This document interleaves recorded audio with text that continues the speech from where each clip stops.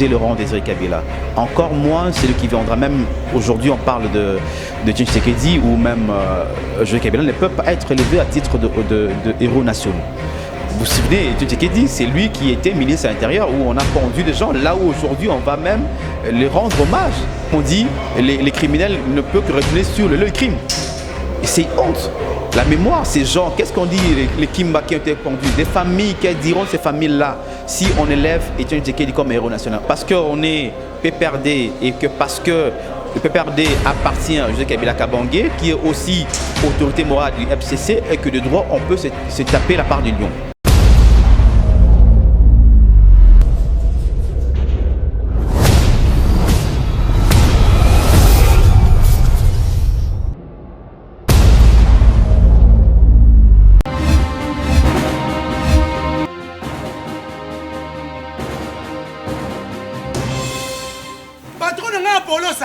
Et si Malisouté, pour ma comme na moni kuna, bateau va travailler dans Nzambe. En tout cas, basi ba ke musika. Donc là va, yo ba mission na to pesa aux autres comme il faut. Place no awe za susute. Ah? Oyoki, allez quitter. Polosa, on na ba chama ni na kale. Na lamu na ke kuna, na ke kuna. Là va. Ah! On nous a mis dans la range na. Comment coquette? Ah ouais, ni o yumi kaka. Vraiment. Qui ça? Et en plus, il y a qui ont commis partout dans l'Europe, dynamique, commis partout dans l'Europe. Comment coquette? Ça est commis partout. Tout commis en Suède, tout commis à Paris, tout commis à Lille, tout commis à Bruxelles. Et puis, base la mission est toujours Londres, Angleterre.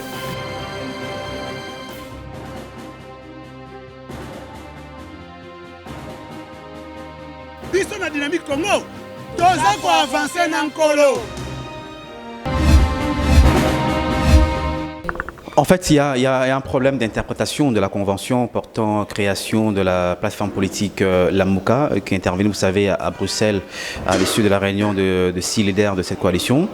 La nomination qu'il a pu opérer dernièrement, c'est une nomination, je parle, qui rentre dans la droite ligne de l'esprit et la lettre même de la convention. Parce qu'il est clairement dit que le coordonnateur en exercice, dans l'exercice de son fonction, de son mandat, doit avoir un secrétariat technique. Donc c'est vrai, ça c'est quand vous référez à la convention, c'est le titre 2, l'article 8, où il doit s'entourer de personnalités que lui il estime qui peuvent l'aider dans l'exercice de son mandat. Donc ce qu'a fait Moïse Katumbi par rapport à la domination de Chéribé Okende comme porte-parole de Moïse Katumbi, comme coordonnateur en exercice de la plateforme politique La Mouka, Madame Biébié et aussi M. Valentin Guirango comme secrétaire technique et aussi conseiller en charge de la lutte contre la corruption et la bonne gouvernance. Donc ce sont de nominations qui rentrent dans la droite ligne de l'exercice de son mandat. Donc on n'a pas vu le même. Il y a certaines personnes, certaines voix qui pensent qu'il a violé même l'esprit de la Convention. Moi je dis non, ce n'est pas qu'il a violé l'esprit de la Convention, c'est plutôt fait une très mauvaise lecture de cette même Convention en question. Donc, M.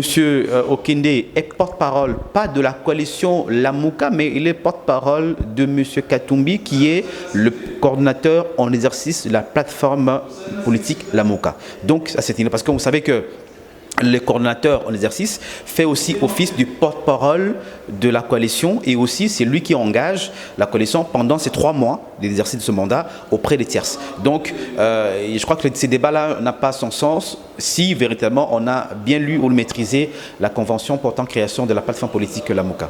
Il est important de pouvoir qu'on puisse changer la vision des choses dans la marche du pays, dans le gouvernement. Il est important que des personnes ou des personnalités qu'on nomme dans le gouvernement, ou des ministres par exemple, ou des vice-ministres, ou puissent être des personnalités qui ne traînent pas derrière eux dans leur passif, par exemple, ou dans leur acte, par exemple, de violation ou de personnes impliquées dans la violation des droits de l'homme, par exemple. Ça, c'est important.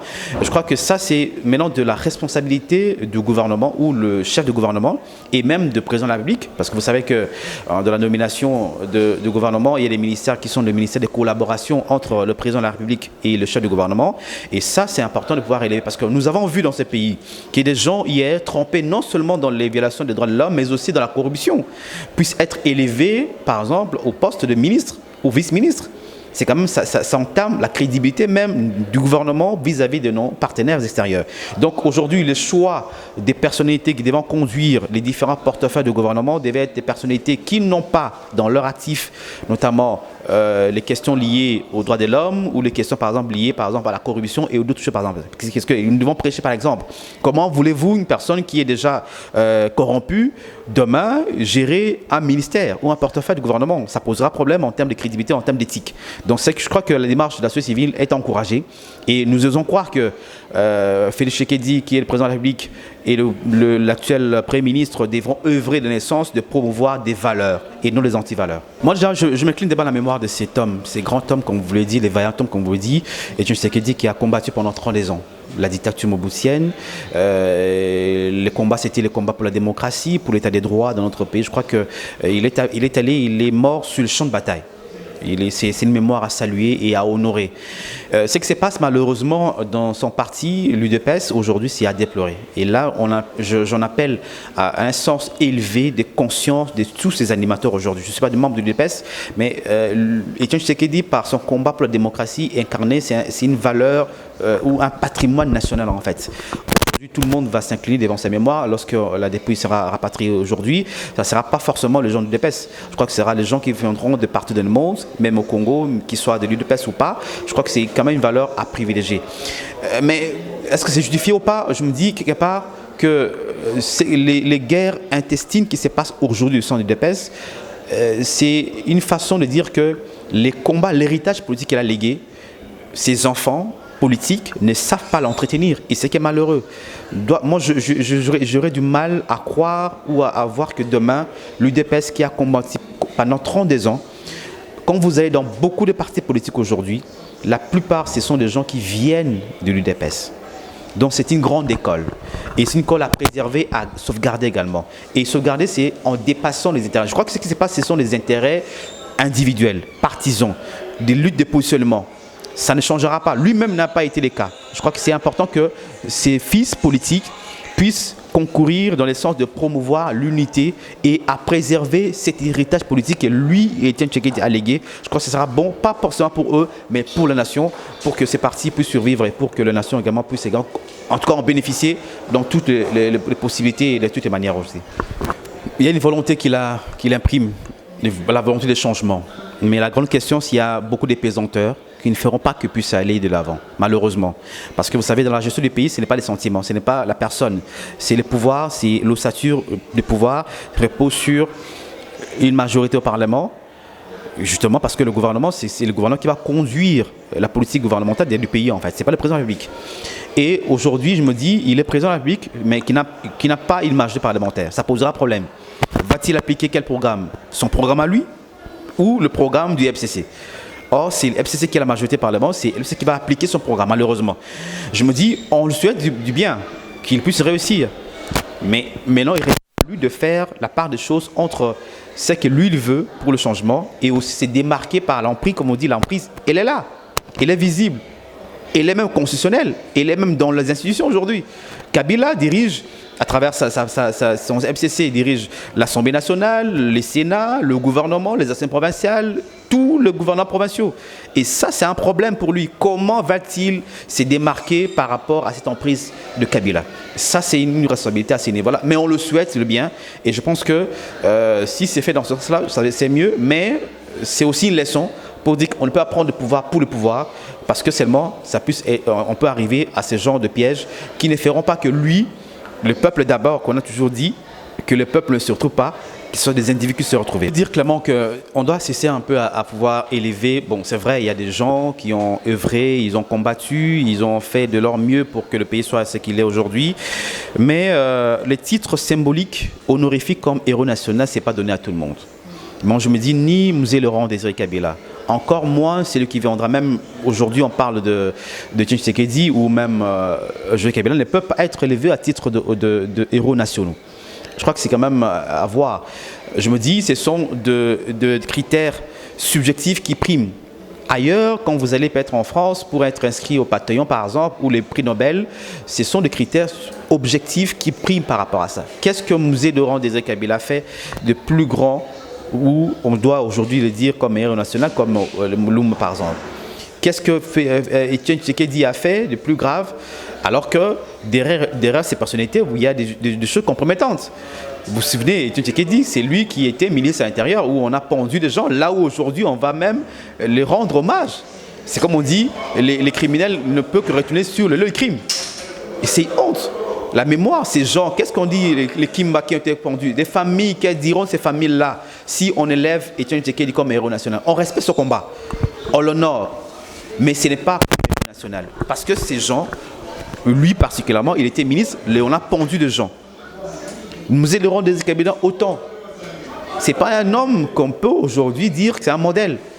Non, il a entraîné dès lors lui, les Congolais, c'est l'AFDEL, c'est lui qui l'a amené. Les Rwandais qui ont dirigé ce pays. Aujourd'hui, nous avons des problèmes sur le plan sécuritaire à l'Est. C'est à cause de l'AFDEL que lui l'a amené. Donc c'est dire que ce débat-là doit être un débat élevé. Ce n'est pas tout le monde qui doit être héros national, ça ne sert à rien. De toute façon, on n'est pas... Il y a des gens qu'on a honorés, qu'on continue à honorer aujourd'hui, qui n'ont jamais été héros national.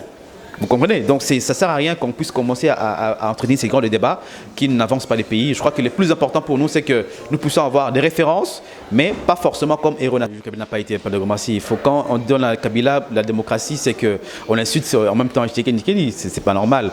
Kabila est venu sous les bottes de la rébellion rwandaise et soutenu par le Rwanda et les autres. On sait plus ou moins qu'est-ce qu'il nous lègue comme pays 18 ans après la gestion calamiteuse, les pays en lambeaux. On voit aussi les gens qui sont arrêtés, des Rossi Mukendi qui sont morts, les Thérèse Kapangala qui sont morts à cause justement, parce qu'eux ils revendiquaient la démocratie, mais lui n'a pas voulu de démocratie. Les gens sont morts, les gens sont emprisonnés, les gens sont tagués en exil sous ce régime. Je crois que ce n'est pas un exemple à donner. En fait, c'est à déplorer. Je crois qu'il est dans le droit de Bahati Lukobe, qui est l'autorité morale de l'AFDC, de pouvoir réclamer un peu plus de postes ministériels à ce niveau-là. Je crois que c'est un problème de quota. C'est aussi un problème de poids politique. Dans les discussions qui portent sur la répartition des portefeuilles dans le gouvernement ou les institutions, que ce soit au niveau de plateformes ou de partis politiques, les discussions portent essentiellement sur le poids politique. Aujourd'hui, l'AFDC est la deuxième force politique au sein du FCC. Donc de droit, ça c'est des droits, devraient en principe également bénéficier des différentes responsabilités en termes des institutions. Vous savez qu'aujourd'hui, le Premier ministre est du PPRD, le président ou la présidente de l'Assemblée nationale est du PPRD. Vous avez pratiquement, on en parle encore, d'autres institutions du pays qui sont aujourd'hui dans la main du PPRD. Il est en tout cas inconcevable que le PPRD puisse encore prétendre avoir le poste, par exemple, du président du Sénat. Je crois qu'en termes de respect mutuel entre partenaires politiques au sein du FCC, il est des droits également de Bahati Lukobe de hausser les tons, de vouloir dire, écoutez, ça ne peut pas se continuer comme ça. Parce que là, la question se pose, à quoi servirait maintenant l'alliance qu'ils ont au sein du FCC? Qu'elle ferait ou qui représente les élus du FCC, de l'AFDC par exemple? C'est ça le problème du poids politique. Donc, PPR ne peut pas se montrer glutton. Parce que le risque, c'est quoi? Et là aussi, c'est une interpellation vis-à-vis du PPRD, de croire que parce qu'on est PPRD et que parce que le PPRD appartient à José Kabila Kabange, qui est aussi autorité morale du FCC, et que de droit, on peut se taper la part du lion. Parce qu'aujourd'hui, qu'est-ce qui peut arriver? L'AFDC ou d'autres forces politiques au sein du FCC quittent le FCC, que deviendrait le PPRD? Vous comprenez? Peuvent aussi se rallier le cash. Ils auront la majorité et que le PPRD perdait et Kabila perdait en même temps. Donc la force du FCC repose sur la contribution de chacun. Chacun a apporté un peu de son mieux pour qu'on fasse de cette machine FCC aujourd'hui qui a au moins 300 et quelques députés. Les 300 et quelques députés, ce n'est pas des députés PPRD. Ce sont des députés du PPRD, du l'AFDC et d'autres partis qui font partie du FCC. Donc, par respect mutuel, le peuple devrait revoir ses ambitions à la baisse, donner aussi l'occasion à d'autres forces politiques qui sont au sein du FCC de pouvoir aussi diriger certaines institutions, c'est des droits. Parce que si on ne le fait pas, demain, on peut voir Bahati quitter Le FCC, avec tous ses députés nationaux ou provinciaux ou ailleurs, par exemple, eh ben, le PPRD ne resterait que coquille de lui-même. Il ne pourra pas, en tout cas, c'est prétendre d'avoir aujourd'hui la main de manœuvre par rapport à diriger le pays à travers la majorité parlementaire. Ça, c'est important de pouvoir le relever dans les discussions qui se posent. Et je crains que, ça, c'est l'attitude, des fois, personnelle, particulièrement de Manel Chadari, l'attitude personnelle de Néhémie Mulanya, par exemple, qui sont toujours dans une logique de gestion du pays qu'on a connue du temps. Ce sont des gens qui ont induit en erreur Kabila.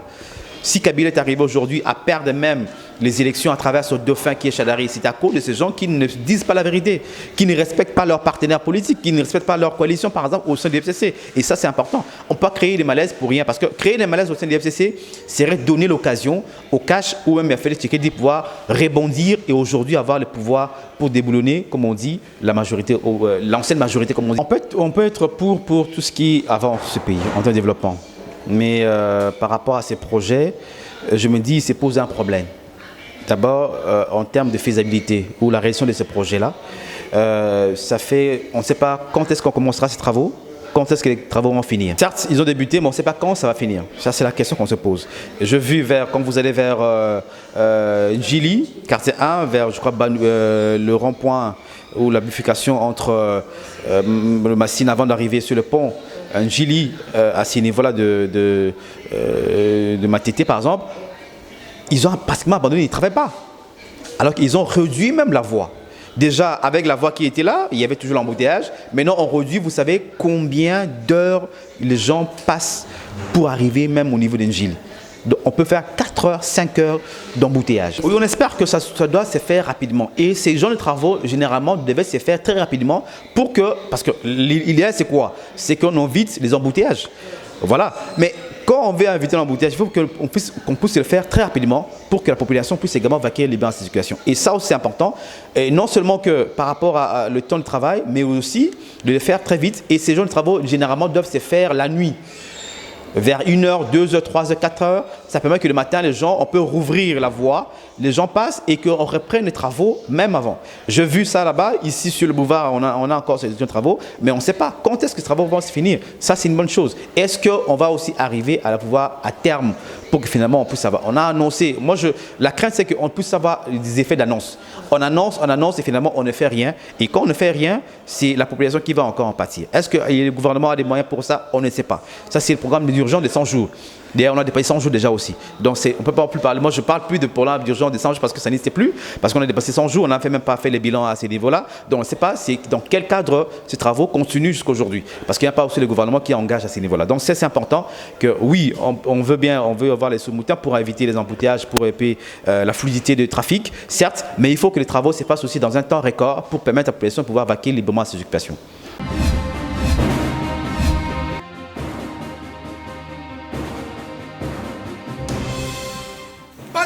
Polosa et simba lisute pour makambo na moni kuna bato ba travailler na nzambe en tout cas basi ba ke musika donc là va yo ba mission na to pesa ozo sango comme il faut place no awe za susute ah oyoki allez quitter Polosa on na ba tcha balinga kale na lomo na ke kuna là va ah on nous on a arrange na comment coquette ah ouais ningo yebikaka vraiment ça et en plus nayoki qui commis partout na Europe dynamique Congo commis partout na Europe maman coquette Moussala est commis partout tout commis en Suède tout commis à Paris tout commis à Lille tout commis à Bruxelles et puis base na biso etikali toujours Londres Angleterre.